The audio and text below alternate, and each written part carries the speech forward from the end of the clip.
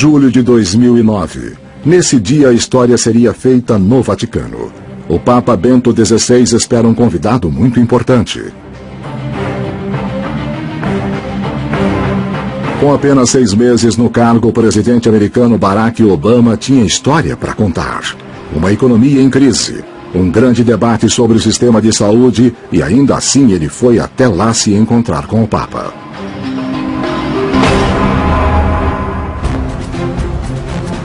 Toda vez que um presidente eleito encontra um Papa, a ocasião é cheia de protocolo.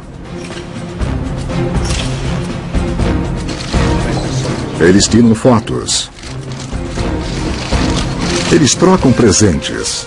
É lindo. Vamos ter que achar um lugar de honra para isso. Mantendo a tradição do Vaticano, as mulheres se vestem de preto e todas usam um véu. Mas depois que a pompa e a ostentação acabam, o presidente e o Papa sentam-se para uma discussão séria.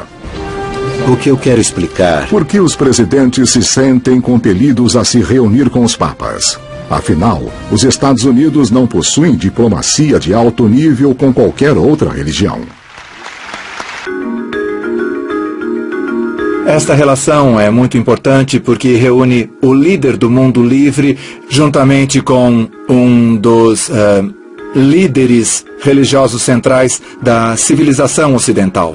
Tivemos a rara chance de entrevistar o embaixador americano Miguel Dias, o homem responsável por continuar o diálogo do presidente Obama com o Papa. Nós não nos relacionamos com a Santa Sé do ponto de vista religioso. O foco está na política externa.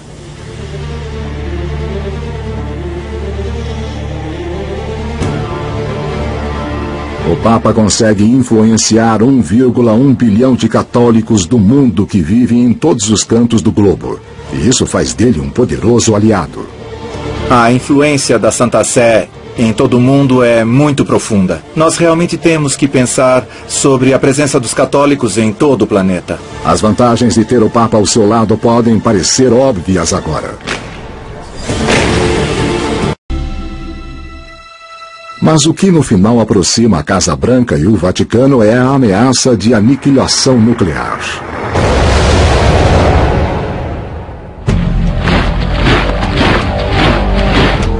Enquanto a Guerra Fria entre os Estados Unidos e a União Soviética força superpotências à beira da Terceira Guerra Mundial, o Vaticano prova que pode ser de valor estratégico para os Estados Unidos.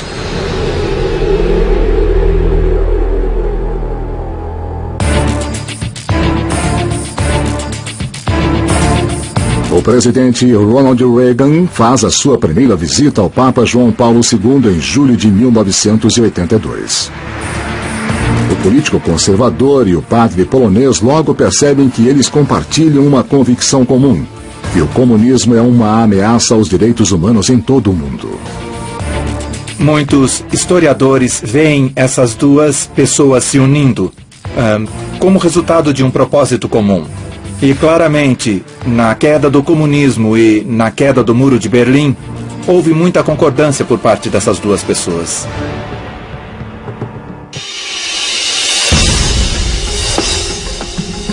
Enquanto Reagan intimida os soviéticos com um acúmulo de mísseis, o Papa João Paulo se reúne secretamente com o chefe da CIA americana.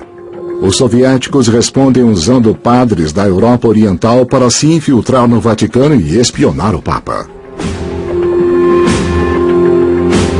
Logo depois, em 1984, os Estados Unidos abrem a sua própria embaixada no Vaticano. 5 anos depois, o Muro de Berlim desmorona e um novo capítulo é aberto nas relações entre o Vaticano e os Estados Unidos. Faz um pouco mais de 27 anos agora que temos relações diplomáticas formais. Ao longo dos anos, o Vaticano tem provado ser uma fonte de informações valiosas. Nenhuma outra organização global tem cidadãos vivendo e trabalhando em quase todos os países do mundo. O Papa tem olhos e ouvidos em toda parte. É isso que faz dessa relação um ótimo lugar para escutar o mundo. É por isso que o Vaticano é chamado de um grande posto de escuta. A comunicação pode produzir a informação necessária em tempos de crise, mas também em tempos de paz e tranquilidade.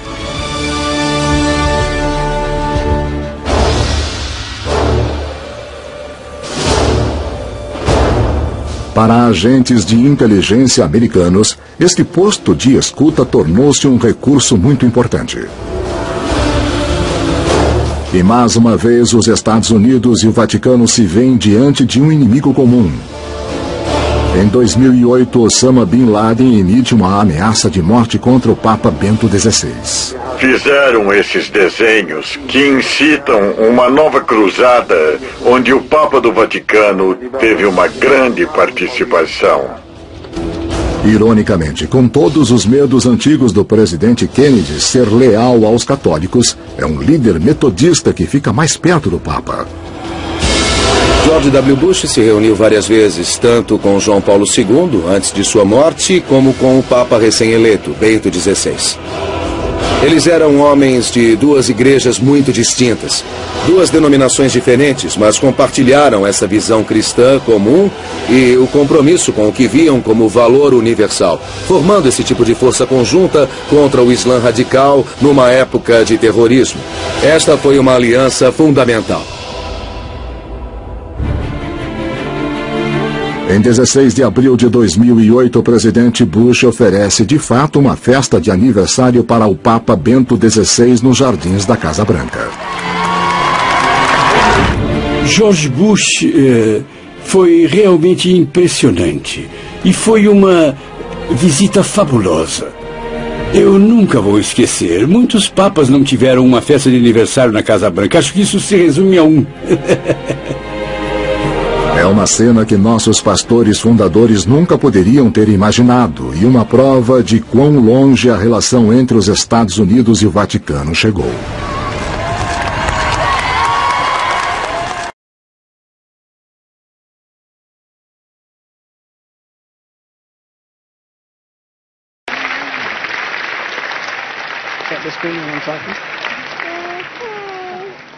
Viviamo vicino a New York. Mi chiamo Jay, sono di origine giamaicana e faccio il contabile. Lei e mia moglie Anna, una delle priorità assolute è mantenere il posto di lavoro. Santità, immaginiamo che anche per lei non sia facile conciliare i suoi infiniti impegni con il riposo.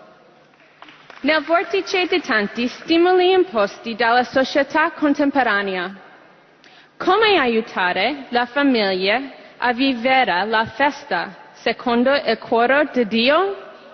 Quindi vorrei qui invitare i datori di lavoro di pensare alla famiglia, di pensare anche ad aiutare perché le due priorità possono essere conciliate.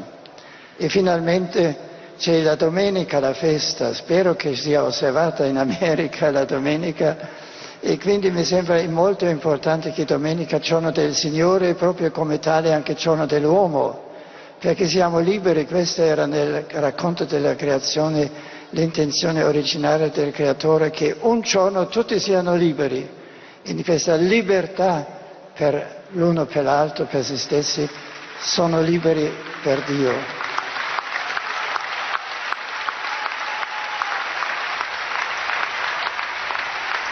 E così penso difendiamo la libertà dell'uomo difendendo la domenica, le feste come giorni di Dio e così giorni per l'uomo. Auguri a voi, grazie.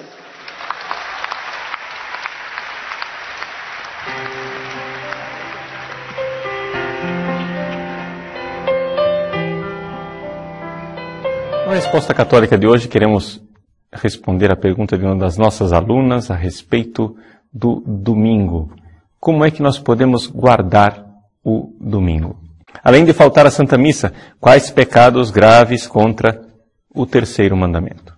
É evidente que todos os domingos são dia santo de guarda.